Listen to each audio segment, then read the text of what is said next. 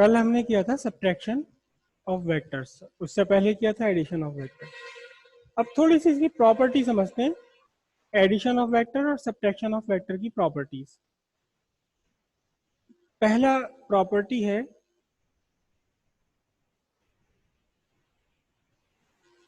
Addition is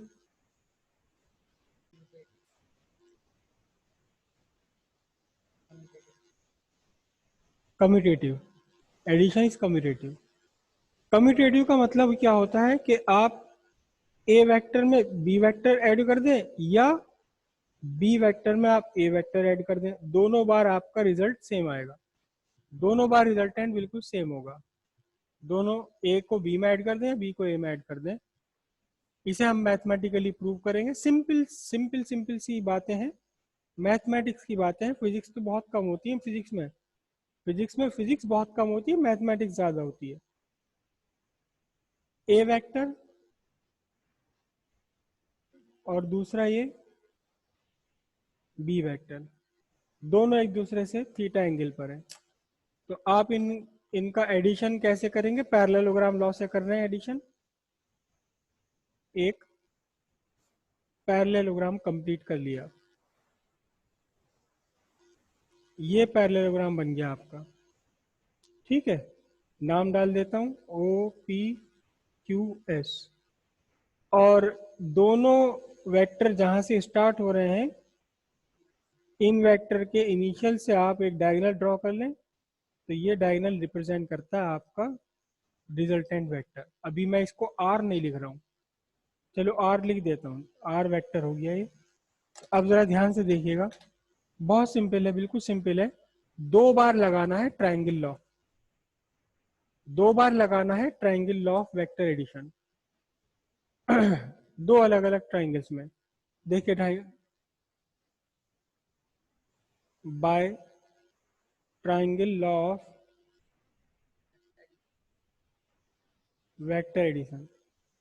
देखिए, triangle पहले हम ले रहे हैं in triangle OPS, in triangle OPS, OPS, OPS, triangle OPS है ये। इन ट्रायंगल ओपीएस ध्यान से देखना, triangle law of vector addition कि अगर आप चले एक ऑर्डर में दो साइड्स लेकर के, तो कौन सा बनेगा बताना? ये बनेगी OP vector plus PS vector, PS vector. तो तीसरी साइड हमें क्या लेनी होती? तीसरी साइड इसके अपोजिट लेनी होती है।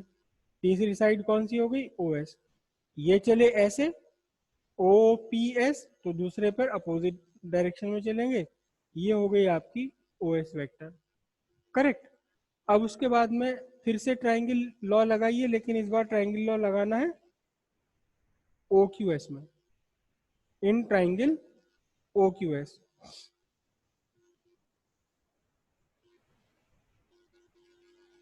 इन ट्रायंगल ओ क्यू एस। तो अब ध्यान से देखना, देखो इस ट्रायंगल में दो साइड लेंगे हम ऐसे क्लॉकवाइज। कौन कौन सी दो साइड्स पड़ रही हैं? ओ क्यू और क्यू एस। तो लिखा जाएगा O Q vector plus Q S vector, O Q vector plus Q S vector, O Q vector plus Q S vector is equals to, तीसरी साइड हमें लेनी है ऐसे इस अपोजिट डायरेक्शन में, ये तीसरी साइड हो गई। तीसरी साइड कौन सी है?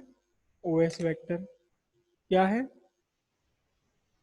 O S vector. अब ध्यान से देखें आप ध्यान से देखें यहाँ दोनों ही इक्वेशन में, ये इक्वेशन 1 है, ये इक्वेशन 2 है। ओके, दोनों ही का रिजल्ट, दोनों का आंसर क्या? O S vector. जब इनकी राइट साइड इक्वल है तो लेफ्ट हैंड साइड भी आपस में इक्वल होंगी। तो आप क्या लिखेंगे? O P vector plus P S vector is equal to O Q vector plus Q S vector. अब जरा देखें तो सही, ये ओपी क्या है? ओपी वेक्टर क्या है? ये ए वेक्टर। पी एस वेक्टर क्या है? ध्यान से देखो, बी वेक्टर को अगर मैं खिसका के यहाँ ले जाऊं तो पी एस वेक्टर किसके इक्वल बनेगा? बी वेक्टर के। तो ओपी तो है ए वेक्टर और पी एस है क्या, बी वेक्टर। दूसरे आ जाओ जरा ध्यान से देखना, क्यू एस वेक्टर, ये क्यू एस वेक्टर किसके इक्वल है, अपोजिट साइड्स ऑफ पैरेललोग्राम है, तो ए वेक्टर के इक्वल है। यही ए वेक्टर उठा के मैं ले जाऊं क्यू एस पर, ए वेक्टर बन जाएगा।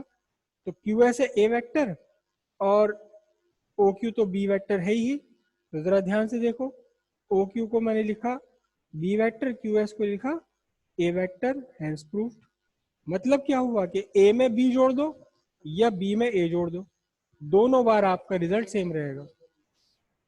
ये नहीं है।